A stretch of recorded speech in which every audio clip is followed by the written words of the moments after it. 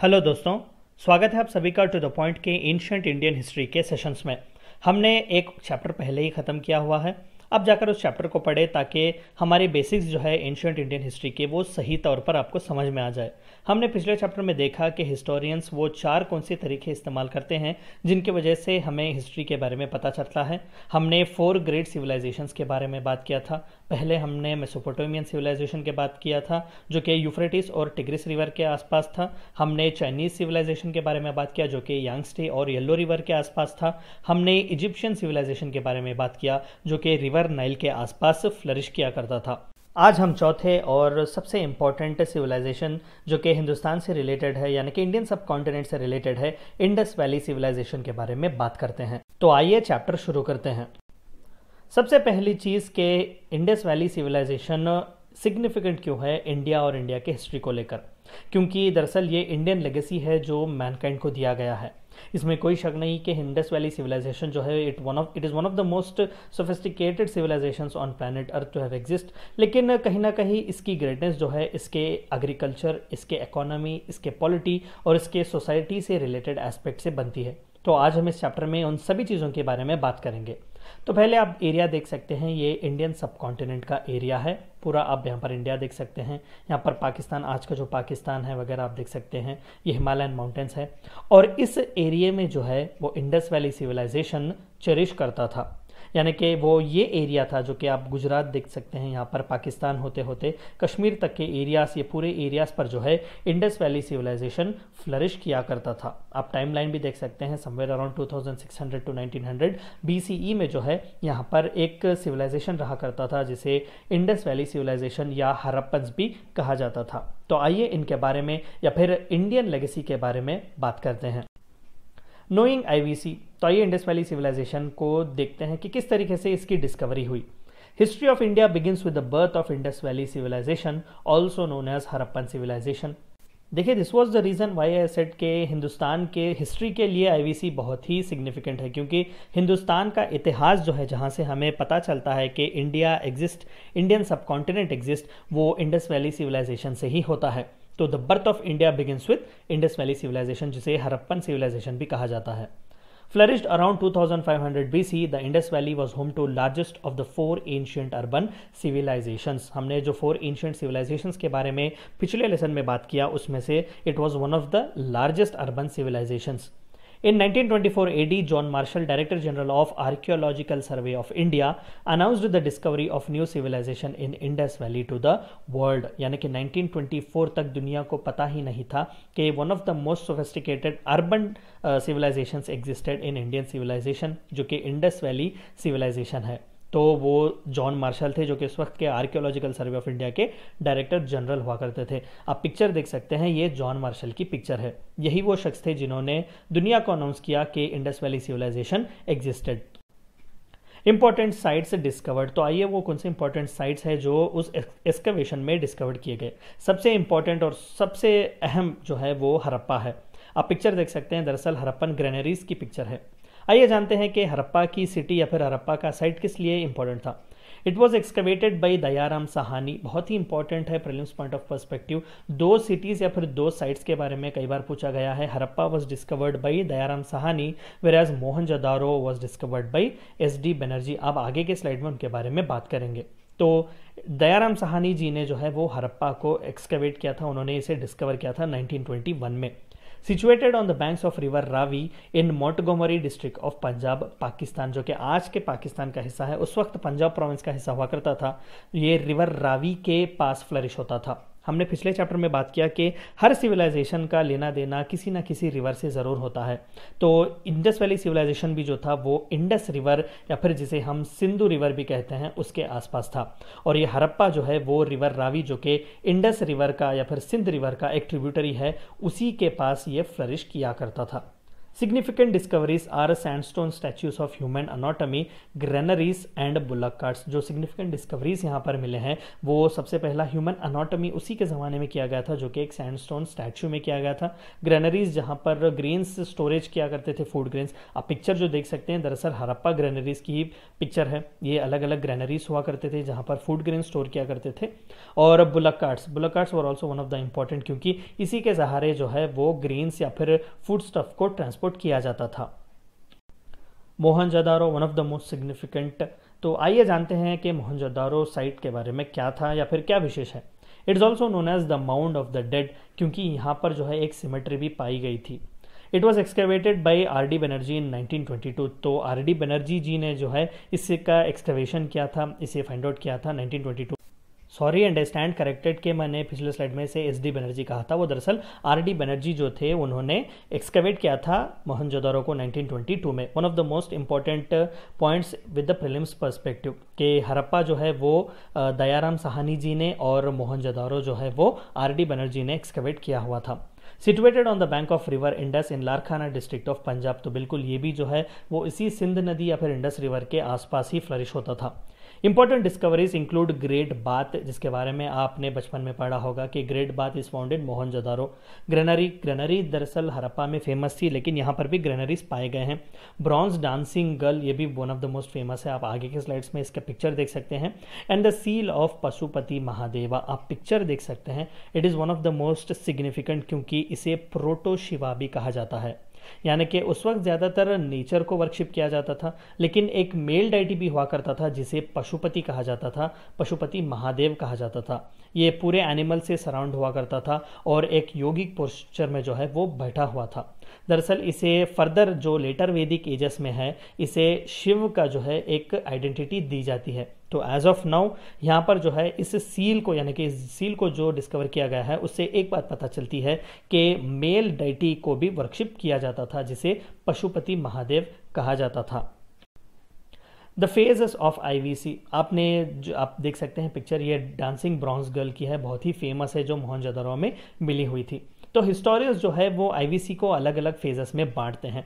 तो आइए वो कौन से फेजेस है। There are 3 phases of Indus valley civilisation.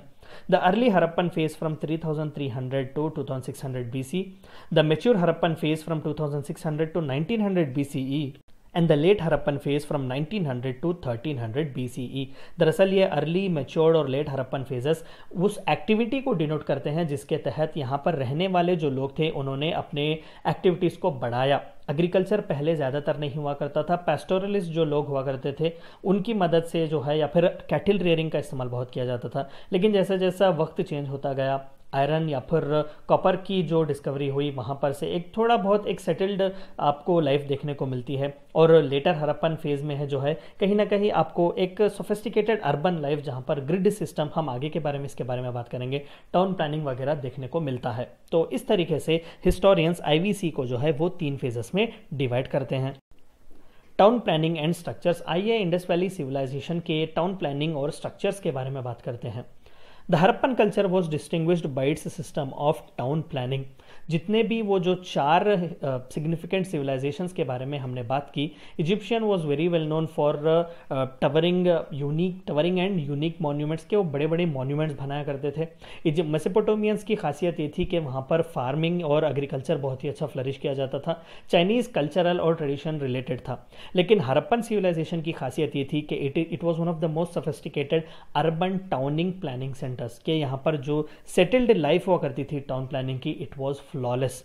एक बहुत ही एक एडवांस्ड सिस्टम वो इस्तेमाल करते थे। आइए इस टाउन प्लानिंग सिस्टम के बारे में जानते हैं। The cities were divided into 2 parts, the citadel, which was possibly occupied by members of ruling class, and lower town containing brick houses which were inhabited by the common people। तो ये अगर ये पूरा एक सिविलाइजेशन का हिस्सा है जहाँ पर सिविलाइजेशन के लोग रहते थे, तो वेस्ट साइड जो है एक अपर एरिया बनाया जाता था कि एक छोटे से एलिवेशन में एरिया होता था जिसे सिटाडेल भी कहा जाता था। यहाँ पर रूलिंग क्लास रहते थे, यहाँ पर इंपॉर्टेंट असेंबलीज वगैरह भी चलती थी। और जो बाकी के लोग, पेजेंट्स, वर्कर्स, लेबर्स वगैरह रहते थे, या फिर जो कॉमन लोग जो रहते थे, कॉमन फोक्स, वो इस लोअर टाउन में रहते थे। जो कि इस सिटाडेल से नीचे हुआ करता था थोड़ा सा। तो कहीं ना कहीं क्लास ऑफ डिवीजन तो हम कह सकते हैं, लेकिन जिस तरीके से आगे के स्टेजेस में जो अर्ली वैदिक या लेटर वैदिक सिस्टम में जिस तरीके से वर्ना सिस्टम में हमें देखने को मिलता है, उस तरीके के डिस्क्रिमिनेशन नहीं हुआ करते थे। तो ये टाउन प्लानिंग हुआ करता था एक रॉयल और एक कॉमन लाइफ के बीच। The remarkable thing about the arrangement of the houses in the cities is that they followed a grid system। तो ये लोअर टाउन में और सिटाडेल में जो लोग रहते थे वो ग्रिड सिस्टम को फॉलो किया करते थे, यानी कि एक इवनली जो है ग्रिड सिस्टम में वो घर बनाया करते थे, क्योंकि ड्रेनेज के लिए, ट्रांसपोर्टेशन के लिए, रोड स्ट्रीट्स वगैरह जो है वो ईजिली विदाउट एनी ऑब्स्ट्रक्शन लोग उनका इस्तेमाल कर सकते थे। तो this is also one of the most remarkable thing.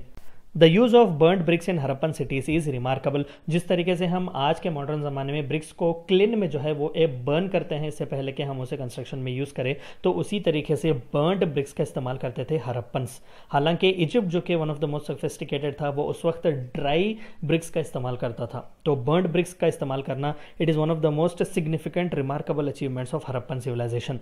Well fortified cities with adequate drainage system existed at that time. तो अच्छी तरीके से जो है वो ड्रेनेज सिस्टम उस वक्त एग्जिस्ट करता था, चाहे वो वाटर के लिए हो या सीवेज ट्रीटमेंट के लिए हो, तो एक बहुत ही एडिक्वेट ड्रेनेज सिस्टम उन्होंने बनाया हुआ था। एग्रीकल्चर, तो आइए एग्रीकल्चर के बारे में बात करते हैं कि उस वक्त किस तरीके से एग्रीकल्चर फ्लरिश किया करता था। Agriculture flourished as villages mostly situated near the flood plains produced sufficient food grains। देखिए, जैसा कि हमने पिछले चैप्टर और पिछले स्लाइड्स में बात किया कि 4 सिविलाइजेशंस जो थे वो अलग अलग रिवर्स के आसपास हुआ करते थे, तो जाहिर सी बात थी कि plenty of water was available. तो प्लेंटी ऑफ वाटर जब अवेलेबल होता है तो एग्रीकल्चर भी फ्लरिश होता है। एग्रीकल्चर भले ही अप टू द पॉइंट ना हो, लेकिन उन्हें ये तो पता हुआ होगा कि एग्रीकल्चर से किस तरीके से जो है एग्रीकल्चर वो बेनिफिट कर सकता है ह्यूमंस को। तो वो सफिशिएंट फूड ग्रेन्स जो है वो प्रोड्यूस किया करते थे। And the same thing was happening with Harappan civilization. Wheat, barley, rye, peas, sesame, lentils, chickpea and mustard were produced and Harappans were first to produce the cotton। तो देखिए इतने जो है वो एग्रीकल्चर प्रोडक्ट्स हरप्पन्स प्रोड्यूस करते थे, और cotton जो है वो Harappans were first actually to produce cotton. तो एग्रीकल्चर जो था वो बहुत ही अच्छा था इंडस वैली सिविलाइजेशन के टाइम पर। इकोनॉमी, तो आइए उसकी इकोनॉमी के बारे में बात करते हैं। Trade was an important part of Harappan life. बिल्कुल, आप कुछ प्रोड्यूस कर रहे हैं तो उसका सिस्टम कहीं ना कहीं एक मॉनिटरी टर्म से रिलेटेड होगा, चाहे ये मनी सर्कुलेशन में उस वक्त ना हो, लेकिन इंसानी नीड्स फुलफिल करने के लिए आपको कहीं ना कहीं एक्सचेंज की ज़रूरत पड़ती है। तो this is where the economy and trade takes birth. Numerous seals, uniform scripts and regulated weights and measures have been excavated. तो देखिए कितना सोफिस्टिकेटेड नहीं होगा कि रेगुलेटेड वेट्स और मेजर्स का सिस्टम भी यहाँ पर इन्होंने बनाया हुआ था कि 1/3, 1/6, 1/12 जैसे मेजरिंग सिस्टम्स उनके पास हुआ करते थे। वेट्स हुआ करते थे जिसके तहत वो प्रोड्यूसर्स एग्रीकल्चर प्रोड्यूस को वेट किया करते थे। और कई सील्स जो है वो मेसोपोटामियन सिविलाइजेशन में पाए गए थे which belonged to Indus valley civilization. तो आप पिक्चर देख सकते हैं, this was one of the seal. Barter system was in existence. Money जो था वो नहीं था ज़्यादातर, लेकिन बार्टर सिस्टम जो है वो इंटरनली रहता था। इंटरनल जो इंडस वैली सिविलाइजेशन में जितने भी trade related, economy related transactions होते थे वहाँ पर बार्टर सिस्टम हुआ करता था, यानी कि आप एक प्रोड्यूस ले सकते हैं in return for another product. Money नहीं हुआ था यहाँ पर। They also carried commerce with those in lands of Tigris and Euphrates। जिस तरीके से हमने देखा कि मेसोपोटामियन सिविलाइजेशन में भी इंडस वैली सिविलाइजेशन के रिलेटेड सील्स पाए गए हैं। Religion, one of the most significant and important aspects of that civilization, religion. Numerous terracotta figurines of women have been found which suggest that Harappans therefore looked upon the earth as fertility goddess and worshipped her in the same manner as the Egyptian goddess, the Nile goddess Isis, या फिर ISIS जिसे हम कहते हैं। तो numerous बहुत से terracotta figurines जो है, यानी कि एक आकार, वुमेन टाइप के आकार जो है वो कई आइडल्स बनाए गए थे। तो इसके तहत जो है हिस्टोरियंस ये कहते हैं कि धरती को जो है वो पूजते थे, एक गॉडेस की तरह देखते थे, फर्टिलिटी गॉडेस की तरह। ह्यूमंस जो उस वक्त हरप्पन सिविलाइजेशन में रहते थे, विच literally has a counter part in Egypt, जो कि नाइल गॉडेस इसिस को वर्शिप करते थे, यानी कि नाइल जो कि उन्हें पानी देता था, उन्हें लाइफ नर्चर करने की मदद करता था, तो वो नाइल को जो है गॉडेस की तरह देखते थे। तो उसी तरीके से हरप्पन जो थे वो अर्थ को अपनी गॉडेस या फिर फर्टिलिटी गॉडेस की तरह वर्शिप किया करते थे। Phallik worship was common as numerous symbols of phallus and female sex organs made of stones have been found, यानी कि इंसानी सेक्सुअल ऑर्गन्स की वर्शिप भी यहाँ से ही आपको शुरू होती है, जिसे फल्लिक वर्शिप भी कहते हैं। The people of Indus region also worshipped trees and animals. आपने पिछले स्लाइड्स में देखा कि पशुपति का जो सील था वहाँ पर आपको कई एनिमल्स मिलेंगे। तो ये एक बात बहुत ही इंपॉर्टेंट है, सिग्निफिकेंट है, जो कहता है कि nature was one of the important part. वो नेचर की बहुत इज्जत करते थे और नेचर को वर्शिप करते थे। Pashupati Mahadeva was chief male deity and apart from this several amulets have also been found in large numbers. Amulets यानी कि तावीज़ वगैरह मिले थे। तो दिस क्लियरली सेज दैट के इंडस वैली सिविलाइजेशन या हरप्पन पीपल जो थे वो रिलीजियस भी थे। डिक्लाइन ऑफ आईवीसी, तो इतना सिग्निफिकेंट एक सिविलाइजेशन जिन्होंने town planning, economy, agriculture, religion में इतना एक्सेल किया, वो डिक्लाइन कैसे हो गए, तो आइए उनके बारे में जानते हैं। The IVC declined around 1800 BC, but the actual reasons behind its demise are still debated. 1800 BC आते आते जो है, जो 2600 BC से शुरू होता है, वो 1800 BC तक आते आते वो डिक्लाइन होता है। इसके स्पेसिफिक रीजंस हिस्टोरियंस नहीं बताते, लेकिन कई थीरीज जो है वो बनाए गए हैं। तो आइए उस थीरीज के बारे में पढ़ते हैं। One theory claims that Indo-European tribe, that is Aryans, invaded and conquered Indus Valley civilization। या आर्यंस यानी कि जो आज जो हिंदुइज्म को फॉलो करते हैं या सनातन धर्म को आज जो फॉलो करते हैं, वो अपनी एंसेस्ट्री आर्यंस को ट्रेस करते हैं।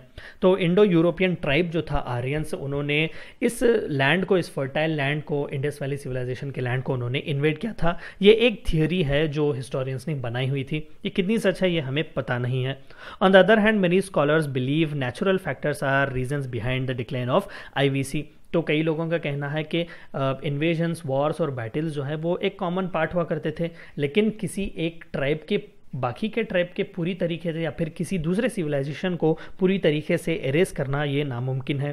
तो समवेयर या फिर there would have been a reason of natural factors, यानी कि नेचर ने कहीं ना कहीं अपना गेम खेला होगा for the decline of Indus valley civilization. जैसे कि टेक्टोनिक डिस्टर्बेंसेस यानी कि अर्थक्वेक्स वगैरह आए हुए होंगे, जिसके तहत जो मास डिस्ट्रक्शन वहाँ पर हुआ होगा। Changes in pattern of rainfall, pattern of rainfall भी वहाँ पर बदला होगा कि एडिक्वेट रेनफॉल जो एक वक्त हुआ करता था वो अब नहीं होता था। ड्रामेटिक शिफ्ट्स इन रिवर कोर्सेस, रिवर्स का जो है वो कोर्स शिफ्ट होता है, it is basic part of geography. तो इंडस सिविलाइजेशन की जो वो इंडस रिवर थी या फिर रावी, जो अलग अलग ट्रिब्यूटरीज थे, शायद उन्होंने अपना कोर्स शिफ्ट किया होगा। ड्रॉट एंड फ्लड्स, तो कहीं ना कहीं ड्रॉट और फ्लड्स ने भी इंडस वैली सिविलाइजेशन के डिक्लाइन को एक अंजाम दिया होगा। तो ये दो थियोरीज हैं जिनके बारे में हम जानते हैं। कई बार मेंस में भी ये पूछा गया है, तो it is one of the most important part. आप देख सकते हैं दरअसल these are the few ornaments kind of thing जो उस वक्त बनाए गए थे। आप चंद एम्यूलेट्स देख सकते हैं यहाँ पर, या फिर जो बीड्स वगैरह उन्होंने यहाँ पर बनाए हुए हैं आप देख सकते हैं। This speaks about the excellency which Indus valley civilization people had in arty crafts. तो ये थी चंद बातें आपको जाननी थी इंडस वैली सिविलाइजेशन के बारे में, किस तरीके से वहाँ पर टाउन प्लानिंग, एग्रीकल्चर, इकोनॉमी और ट्रेड हुआ करता था, और किस तरीके से इंडस वैली सिविलाइजेशन ने अपना डिक्लाइन देखा। हम आगे के चैप्टर्स में ऋग्वेदा या फिर अर्ली वैदिक और लेटर वैदिक चैप्टर्स के बारे में बात करेंगे, और किस तरीके से हिंदुस्तानी इतिहास जो है वो अनफोल्ड करता है, हम उसके बारे में देखेंगे। आई होप कि आपको वीडियो पसंद आया होगा और समझ में आया होगा। Thank you for watching my video.